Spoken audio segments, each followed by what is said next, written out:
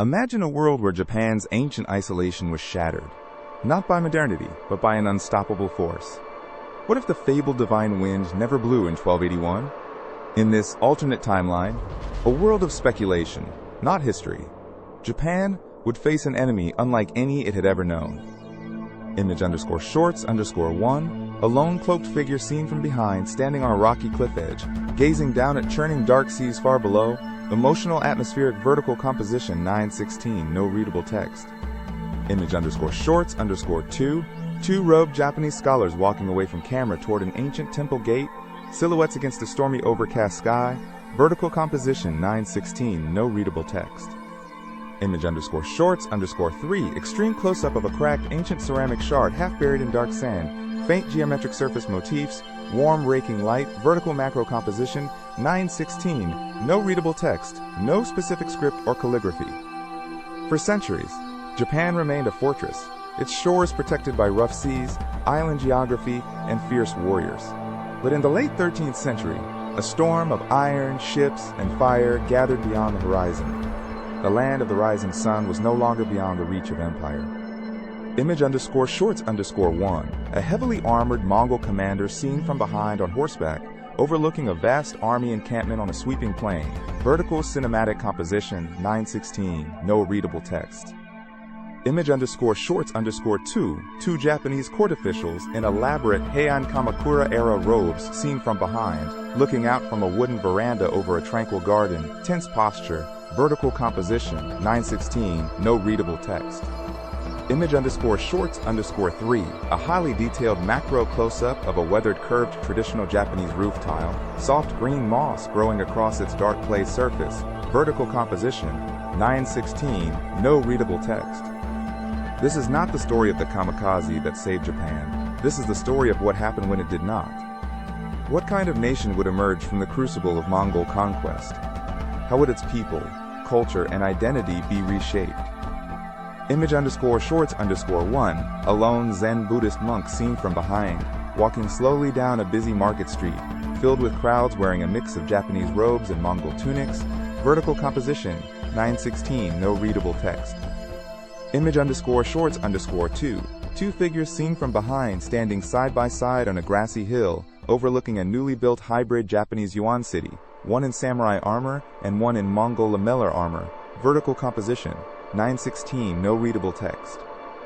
Image_shorts_3, extreme close-up of aged bamboo and paper scroll, showing overlapping abstract brushwork patterns, suggesting two distinct artistic traditions coexisting, no readable calligraphy or script, warm candlelight, vertical macro composition 916.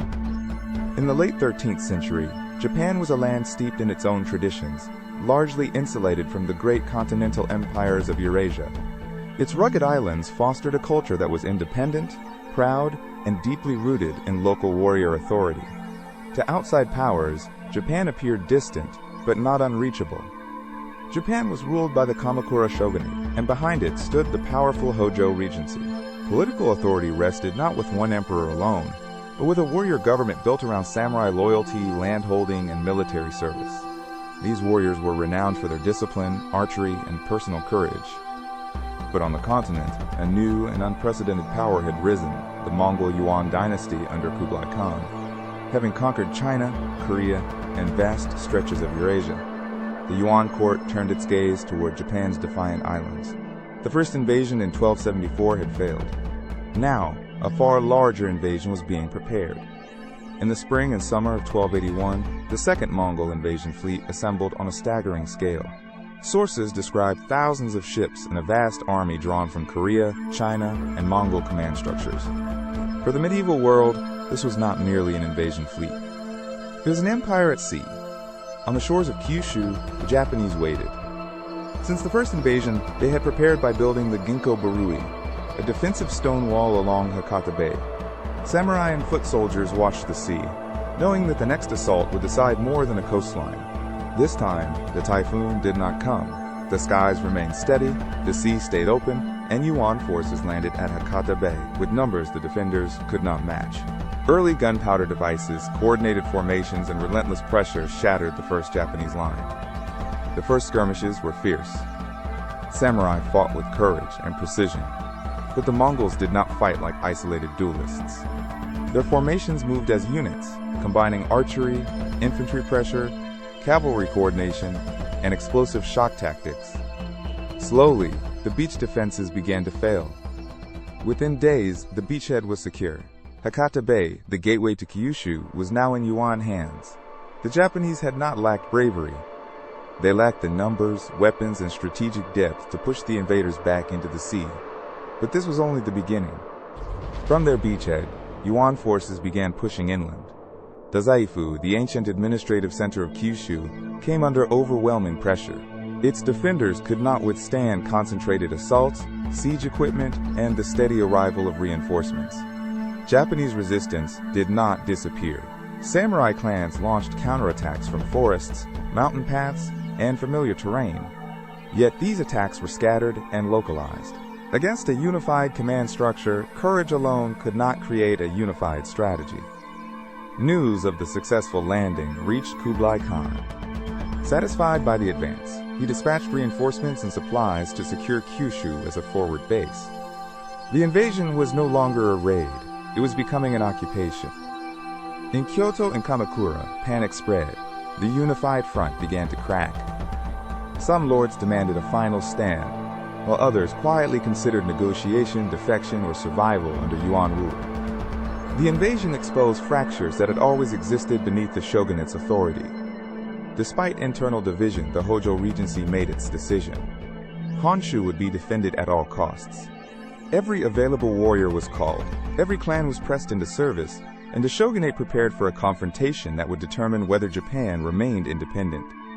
With Kyushu secured, the Mongol fleet crossed the Kanmon Straits and pressed toward Honshu. Japanese defenders tried to slow the crossing from fortified shores, but the momentum had shifted. The invasion was now moving toward the centers of Japanese power. The clash came near Akamagaseki, a strategic choke point. Samurai formations fought fiercely against Mongol horse archers, infantry units, and siege-supported formations. It was not one duel, but a collision of military systems. The Mongols brought siege tactics that Japan had rarely faced at this scale. Trebuchets, projectiles, and early gunpowder devices battered wooden fortifications and castle towers. Defenses that had seemed solid began to splinter under sustained pressure. Samurai charges became symbols of courage against overwhelming odds. They struck with discipline and fury, but the Mongol lines absorbed the shock and closed again. The old way of war could still inspire men. It could not, by itself, stop an empire. Slowly, relentlessly, the tide turned. Japanese lines, stretched and exhausted, buckled under sustained pressure. Retreat became disorder, and disorder became collapse. The shogunate's main army was no longer holding the field. Key banners of the resistance fell. The loss of commanders and clan standards shattered morale more than any single blow. To the warriors watching the field, the collapse of those banners meant the collapse of the shogunate's hope. The grim news reached Kamakura. Hojo Tokimune, the regent who had defied the Mongols, sat in stunned silence beneath the weight of defeat. The dream of an unconquerable Japan had evaporated. Pause. With no realistic path left, the remaining Hojo leadership made its final choice. Kamakura would not become a stage for public humiliation. The Kamakura Shogunate ended behind closed doors, in solemn ritual silence, as the political world it had built passed into history. Days later, Mongol forces marched through the gates of Kamakura without meaningful resistance. The city that had symbolized samurai authority now stood under Yuan control. Foreign standards rose where the shogunate's symbols had once stood. Kyoto followed. The imperial capital remained sacred in memory, but power no longer flowed from its old courtly order. The emperor became a ceremonial figure under foreign supervision, while the machinery of Yuan rule entered Japan. Japan, once the Forbidden Island realm, was integrated into the Yuan imperial system. It might have become a new maritime province, administered through a governor-general and connected to the mainland through military ports and tax routes. The political map of East Asia had changed. A new administrative class arrived. Mongol officials, Chinese bureaucrats, Korean intermediaries, and collaborating Japanese elites formed a tense governing order. Yuan law, taxation, census systems, and infrastructure demands began reshaping local life. Economically, Japan was no longer isolated. Silver, copper, timber, horses, ceramics, and skilled labor moved through newly expanded ports. Japanese goods flowed into the wider Yuan world, while continental merchants and officials entered Japan in greater numbers. Technology followed conquest. Shipbuilding, metallurgy, gunpowder devices, and administrative record-keeping entered Japan through imposed systems of rule. Some innovations were forced on the island, but over time they also accelerated local adaptation. The samurai class faced a profound crisis. Some warriors were dispossessed, some entered Yuan service, and others became wandering fighters tied to localized resistance. The old warrior order did not vanish overnight, but its foundation had cracked. Religion also changed. Zen Buddhism might have found new patrons among continental rulers, while local shrine traditions tied to imperial legitimacy faced pressure, neglect, or strategic repurposing. Faith did not disappear, but its political meaning shifted. The center of gravity moved away from old capitals alone. New administrative hubs rose in Kyushu and other coastal cities, built to serve the needs of imperial logistics, taxation, and maritime control. Japan's future became tied to ports as much as palaces. Yet Japanese identity endured. In homes, temples, workshops, and village gatherings, language, stories, craft traditions, seasonal rites, and local memory survived beneath the surface of foreign rule. Conquest could reshape institutions. It could not erase memory. With Japan's resources and strategic position under Yuan control, Kublai Khan's empire gained new leverage. Maritime routes strengthened, ports expanded, and pressure towards Southeast Asia became more dangerous.